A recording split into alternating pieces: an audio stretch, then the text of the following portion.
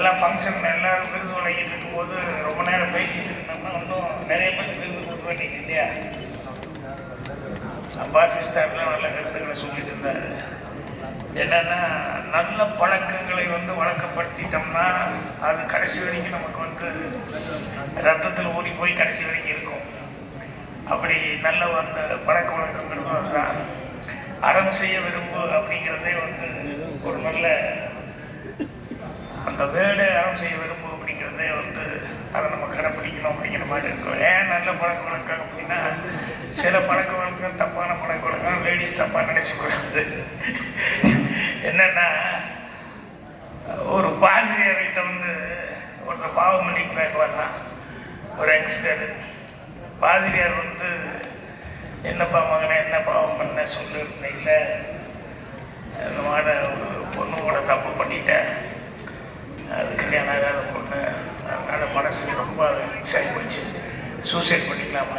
சிச்சி இதுக்காக நான் போய் சூசைட் பண்ணிக்கலாம், என்ன தப்பானது, தப்பாக உணர்ந்துட்டே யார் அந்த 3வது தெரு மிஸ்டர்ல அதான? இல்லை இல்லை அது இல்லை அப்படின்னா 5வது ஸ்ட்ரீட்டில் வேற ஒரு பொண்ணு இருக்கு,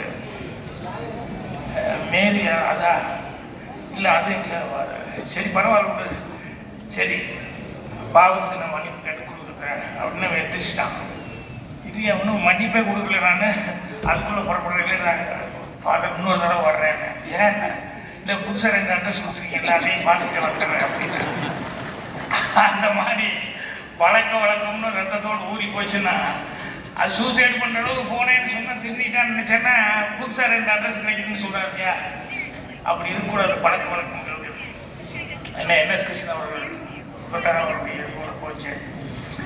அவர் ரொம்ப முடியாமல் கையில் ஒன்றும் இல்லாமல் இருக்கிற நேரத்தில் கூட ஒருத்தன் கேட்குறான் அப்படின்னு சொல்லும்போது சம்சாரத்துக்கு ஏதோ குடியிருக்க ஏதோ கொண்டு வான்னு சொல்லி போட்டு அந்த வெள்ளி குஞ்சை ஏதோ அதை மறைமுகமாக எடுத்து அவன் கையில் கொடுத்து மறைச்சி வச்சுக்கூட இதை கொண்டு போய் ஏதாவது வச்சு பண்ணிக்கோ கையில் கிளாஸுக்கு கொடுக்குறதுக்கு அப்படின்னாரு.